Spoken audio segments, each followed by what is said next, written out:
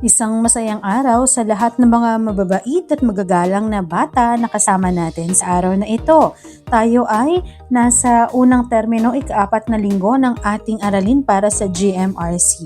Welcome sa ating new episode ng panibagong matututunan para ngayong linggo. Ang ating tatalakayin sa linggong ito ay mapanagutang pagpapasya ng sarili kasama ang kapwa. Para sa ating unang sesyon, tayo ay magkakaroon ng panimulang gawain. Sagutin ang mga sumusunod na katanungan at isulat sa patlang ang iyong sagot. So, anong mas gusto mong kainin sa almusal? Kanin at ulam o tinapay? Anong oras ng klase sa paaralan ng gusto mo? Pang-umaga o panghapon? Ano ang mas pipiliin mo? Maglaro ng cellphone o maglaro sa labas ng bahay? Ano ang gusto mong matanggap o natatanggap tuwing Pasko? Pera o regalo? Ano ang mas gusto mong ginagawang pagtulong sa bahay? Maghugas ng pinggan o magwalis ng sahig? So napapansin natin ito ay may kinalaman sa pagpili o pagpapasya kung ano ang iyong mas nais na gawin. Tingnan natin kung ano ba ang kaugnayan nito sa ating aralin para sa linggong ito.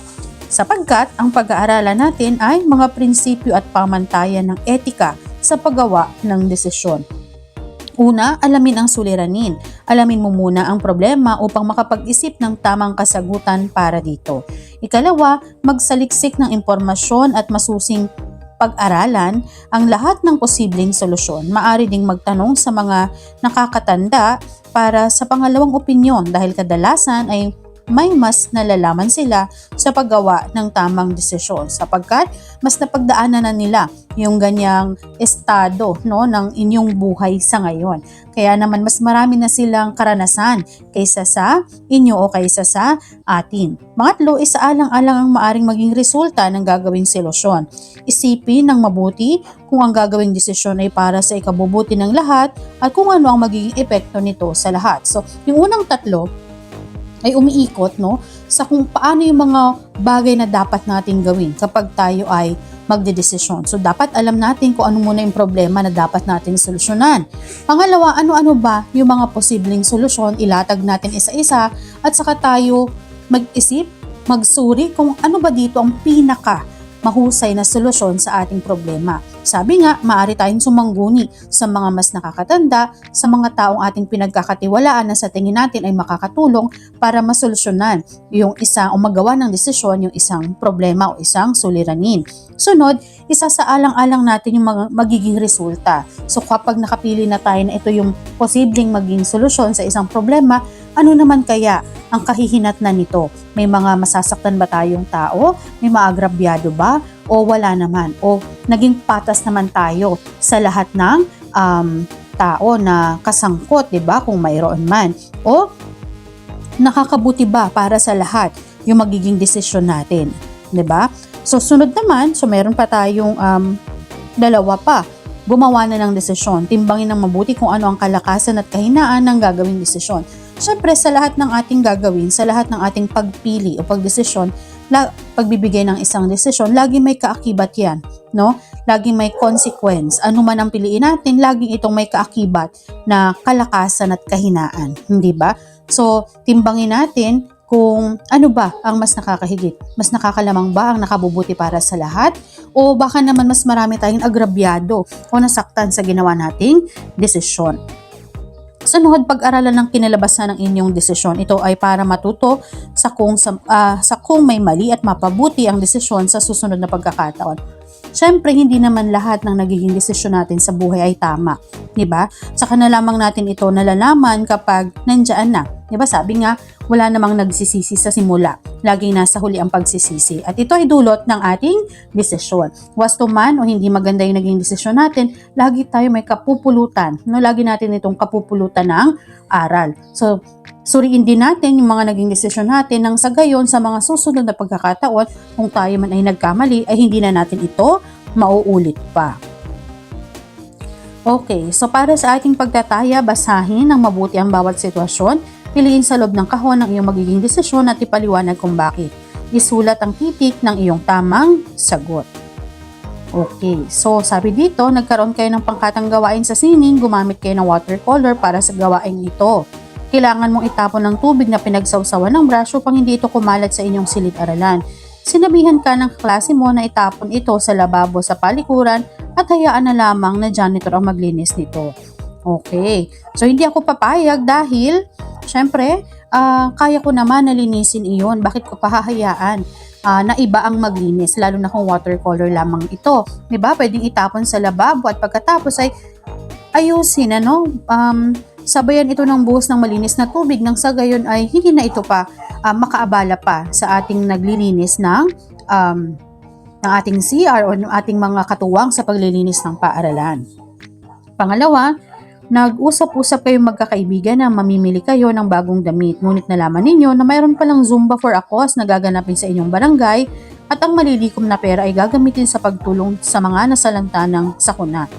Minungkahin na yung kaibigan na sa susunod na lamang kayo mamili ng bagong damit at magpa-register na lamang sa Zumba. So papayag ako sapagkat sa inyong gagawin ay matutulungan mo na yung iyong sarili para maging malusog, 'di ba? At fit at healthy. At gayon din ay makakatulong ka sa inyong kapwa, no? Sapagkat ang proceeds, no, yung kikitain ng Zumba na ito ay mapupunta sa mga higit na nangangailangan. Number 3, mahilig sa halaman ng iyong nanay. Malit lamang ang inyong bakurang kaya't nilagay niya ang iba sa kalsada. Ikinatwira niya na malit lamang na sakop nitong pwesto sa kalsada. Ipinagbabawal sa inyong lugar ang ganitong gawain. Nakita ito ng inyong leader sa inyong lugar at pinapatanggal na ito. Okay. So ano bang gagawin natin? Okay, so sabi dito kung ano ang inyong desisyon, ganun na rin ako. So papayag tayo, hindi ba? Sapagkat ito ay batas, no? O kumbaga isang hindi naman tama din na tayo ay maglagay ng mga halaman sa kalsada, lalo na kung ito naman ay makakasagabal sa mga daraan. Number 4, mayroong class officer sa inyong klase upang mapadali ang kanilang tungkulin ay minungkahin ng inyong pangulo na ang bawat pinuno ng bawat grupo ang magmumonitor sa tungkulin ng bawat miyembro ng kapangkat. So syempre papayag ako dahil malaking tulong na ito para higit na maging maayos ang inyong klase. Number 5, uwian na ngunit hindi ka naman sinusundo ng iyong magulang dahil marunong ka nang umuwi mag-isa. Hinaya ka ng iyong kaklase na maglaro ng basketball muna sa court ng inyong paaralan. So hindi ako papayag. Hindi ba? Hindi ako papayag sapagkat iisipin ko na mag-aalala yung aking mga magulang kapag hindi ako nakauwi agad, no, ng bahay. Pwede ring pag-iisipan muna. Paano? No, pwede namang magpaalam muna sa magulang na ikaw ay hindi agad makakauwi para maglaro muna ng basketball. So, maaring hindi papayag dahil kailangan umuwi at pwede naman na pag-iisipan muna. Pero kasama sa pag-iisip na yun ay ang paghingi ng pagpaalam sa magulang. Okay, para sa ating hakbang na pasulong, isipin ng mga naging pasya mo sa iyong buhay na nangyari sa paaralan at sa inyong tahanan. Punan ng kasagutan ng chart sa ibaba at lagyan ng marka o check kung ano ang naging bunga nito. Okay, so para sa ating ikalawang sesyon, sagutin ang sumusunod na tanong at isulat sa patlang ang inyong kasagutan. Ayan, so paano ka kadalasang gumagawa ng desisyon sa iyong pang-araw-araw na buhay? Bakit mahalagang pag-isipan ng mabuti ang magiging bunga ng isang desisyon? Ano ang mararamdaman mo kapag tama o mali ang naging desisyon mo? Paano nakatutulong ang mga nakatatanda sa iyong pagpapasya at ano ang iyong gagawin upang mapabuti pa ang iyong kakayahan sa paggawa ng desisyon? Okay.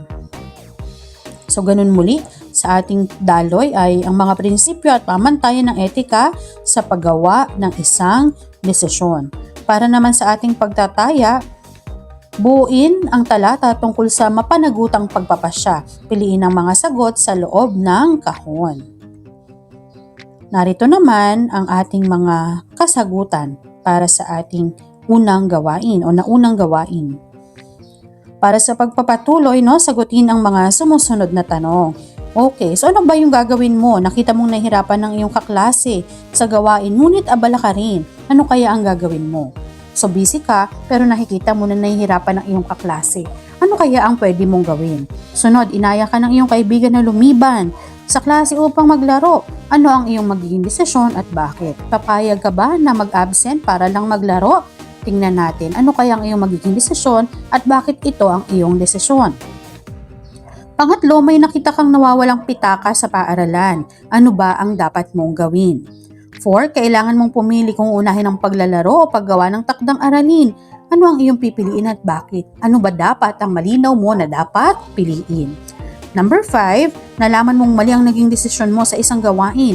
Ano ang iyong gagawin upang maitama ito? So madalas, sabi nga natin, hindi lahat naman ng desisyon natin ay tama. Pero isang katapangan para sa atin na aminin na nagkamali tayo sa ating desisyon at akuin kung ano man yung consequence, no, o yung naging resulta ng ating desisyon at mangako na sa susunod ay hindi na muling uulitin ang ganoong pagkakamali. Para sa ating ikatlong sesyon, okay, so ano ba yung dapat na unang hakbang? Piliin ang titik ng tamang sagot. Ano ba dapat ang unang hakbang sa paggawa ng desisyon? So sabi natin, alamin dapat muna kung ano ba ang suliranin o problema. Pangalawa, bakit mahalaga magsaliksik ng impormasyon? So para magkaroon tayo, no, ng kaalaman sa pagpili, mas makahanap tayo ng mas maraming paraan o baka naman may mga option pa na pwedeng pagpilian na upang higit na mapabuti, no, yung ating magiging desisyon. Ano ang dapat na isaalang-alang bago magdesisyon? So kailangan ating isaalang-alang yung ano kaya yung mga posibleng resulta ng mga gagawin natin. Na-foresee mo, nakikita mo kapag ito ba yung desisyon ko, ano ba yung kahinatnan nito. Kapag ito naman, yung gagawin ko o yung magiging desisyon ko, ano naman kaya ang magiging resulta nito. Pang-apat, ano ang layunin ng pag-aaral sa kinalabasan? So para tayo ay matuto, no, sa ating mga karanasan. So syempre, 'di ba? Sabi nga, experience is the best teacher, no? Bukod pa sa mga nagtuturo sa atin sa loob ng paaralan, yung mga pangyayari sa buhay natin, yan ang mga nagtuturo sa atin, no? Sa kung ano ba talaga yung realidad ng buhay. Kasi minsan, madalas, hindi naman lahat ng bagay natututunan natin sa apat na sulok ng paaralan. Madalas natututo tayo batay sa ating mga karanasan at partikular, yun ang nagiging resulta ng ating mga desisyon sa ating pang-araw-araw na buhay. Okay, ano ang mabuting desisyon ay para kanino? Para ba sa sarili, para sa ilan, sa nakararami o sa kaibigan? So dapat po ay ito ay nakakabuti sa higit na nakararami. Ang bawat desisyon na ating ginagawa ay may bunga na maaring maging masama o mabuti sa ating kapwa at sa ating sarili. Ang lahat ng tao ay may karapatang magdesisyon depende sa kanyang nararamdaman o naiisip sa isang sitwasyon na kinalalagyan niya. Kaya't dapat ay laging maging mahinahon at pag-isipang mabuti ang lahat ng desisyon na gagawin upang sa huli ay hindi tayo magsisisi. Okay. So basahin ang paikling kwento at sagutin ang mga tanong pagkatapos. So sabi dito, ang pamilya ni Rian ay nakititira lamang sa kanilang kamag-anak. Kasama ni Rian sa bahay na ito ang kanyang mga magulang at kapatid na si Andre. Dumating ang panahon na kinakailangan na ng kanilang tiyahin na gamitin ang bahay na kanilang tinitirahan. Kinausap sila ng kanilang mga magulang tungkol sa sinabi ng kanilang tiyahin. Ayaw nilang pumayag dahil malalayo sila sa kanilang mga kaibigan at kamag-aral. Malapit lang rin ang paaralan sa kanilang bahay. Sinabi ng kanilang tatay na isipin rin nila ang kalagayan ng kanilang tiyahin na kailangan ng gamitin ang bahay. Kung hindi sila aalis at magmamatigas na doon pa rin sila tutuloy, ay baka sumama ang loob ng kanilang tiyahin. Dapat ay magpasalamat pa nga sila at sa mahabang panahon ay binigyan sila ng maayos na matitirhan ng kanilang tiyahin. Idinagdag pa ng kanyang tatay na lilipat na lang sila sa kanilang probinsya at doon na rin sila maghahanap buhay ng kanilang nanay. Nagkwento rin na maraming magagandang bagay ang nanay nila na maaring makita at gawin sa probinsya. Nasabi kang dalawa at napanatag na rin na sa probinsya na sila maninirahan. Sa pamamagitan ng mahinahon na pag-uusap, maingat na paghuhusga at pagsasaalang-alang sa kapakanan ng kapwa ay nakagawa sila ng isang mabuting pagpapasya. So ano ba yung naging suliranin ng pamilya ni Rian? So sila ay nakikitira sa kanilang tiyahin, ngunit kailangan ng bumalik ng tiyahin sa kanilang bahay at kailangan nilang lumipat na ng tahanan. May katwiran ba ang magkapatid kung kaya't ayaw nilang umalis sa kanilang bahay? Sa unang bilang bata, normal yung ganoong katwiran, no? Pero dahil sa maayos na pakikipag-usap ng magulang at pagpapaliwanag ng sitwasyon, ay naging mas madali ang pagtanggap ng magkapatid sa desisyon ng pamilya. Ano ang naging batayan ng pamilya para magkaroon ng isang mabuting pagpapasya na makabubuti para sa lahat. So, syempre, isinaalang-alang nila yung kabutihan ng tiyahin na sa halip na magtampo at magalit, inisip nila yung mga panahon na sila ay napatira doon sa kanilang tahanan. At gayon din, yung mga bagay na pwede nilang gawin sa probinsya na kanilang lilipatan. Mahalaga ba ang maayos na pag-uusap at pagsasaalang-alang sa kalagayan ng lahat bago magdesisyon at bakit? Siyempre, kailangan mailatag lahat ng mga usapin, ng mga sitwasyon at nang sa gayon ay mapag-usapan ito ng mabuti. At pagkatapos nito ay sa pamamagitan ng pag-uusap ng mahinahon at pagpapaliwanagan ay lahat ay makakahantong sa isang mabuti at tamang desisyon. Kung ikaw ang tatay ni Rian, pareho ba kayo na magiging desisyon at bakit? Sa una, mahirap itong tanggapin lalo na kung nakasanayan nyo na. Pero kung iisipin natin, yung hindi lang yung ating sarili, kundi yung kabutihan din nung tiyahin na binigyan sila ng pagkakataon na makatira doon sa tahanan. Lalo pa kung hindi sila pinagbabayad, ay napakalaking tulong na ito. At isang pasasalamat na rin siguro mula sa ama ni Rian na hindi na sila mahirapan pa na paalisin sila, at kusa sila na magbibigay, na babalik sila sa probinsya. Sa gayon, hindi rin magkaroon ng samaan ng loob sa pagitan ng tiyahin at magulang ni Rian. At napakaganda rin na nakita natin na yung naging pananaw ng magulang na hindi nila ininda, hindi nila nakita ito bilang negatibo, bagkus ay pagpapasalamat yung nanaig sa kanilang desisyon, At gayon din, yung looking forward sila sa mas magandang oportunidad din na maaring makuha nila paglipat nila sa probinsya. Okay, so base sa kwento na binasa po na ng graphic organizer ng mga hinihinging datos. Ayan, para sa ating ika-4 na sesyon, sa ating unang gawain, so puna ng patlang upang mabuo ang diwa ng pangungusap. Okay, ang paggawa ng desisyon ay dapat para sa kapakanan ng lahat. Ang bawat desisyon ay may bunga na maaring mabuti o masama. Okay, dapat pag-isipan ang bawat desisyon bago ito gawin. Ang tao ay may karapatan na magdesisyon at upang maiwasan ang pagsisisi, dapat maging mahinahon sa pagbibigay ng desisyon. Okay, so ito pa rin po yun. Para sa ating pagtataya, basahin na maikling talata at isulat ang hinihinging impormasyon sa chart batay sa kwento. Okay, so may panibagong sitwasyon naman tayo dito. Hahayaan ko na lamang kayo na basahin ito ng tahimik at sagutan ang ating pagtataya. Okay, so ito, ano ba yung sitwasyon na nangangailangan ng pagpapasya? Ano yung unang solusyon? Ikalawang solusyon, ano ba yung naging pasya? At ano ba ang naging resulta ng pasya? Nakabuti ba ito o hindi nakabuti sa kapwa? Para naman sa ating hakbang pasulong, may mga iba't iba tayong sitwasyon dito at sagutin ang mga tanong sa dulo. So naniniwala ako, kaya niyong pagdesisyonan ang bawat sitwasyon na inilatag dito sa inyong harapan. Naniniwala ako sa inyong matalino at wastong pagbibigay ng solusyon at desisyon.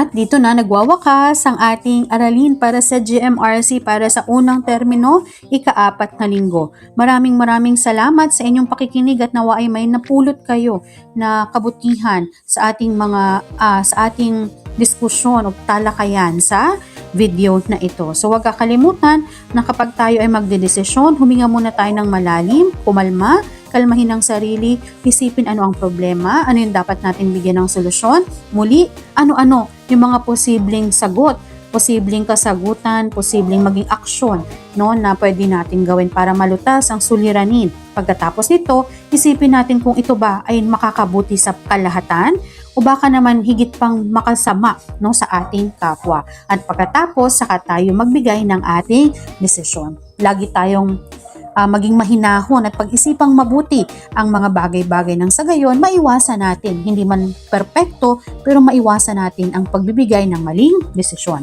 Muli, maraming salamat at ako si Teacher Aiza. Magkita-kita tayo sa susunod. Maraming salamat!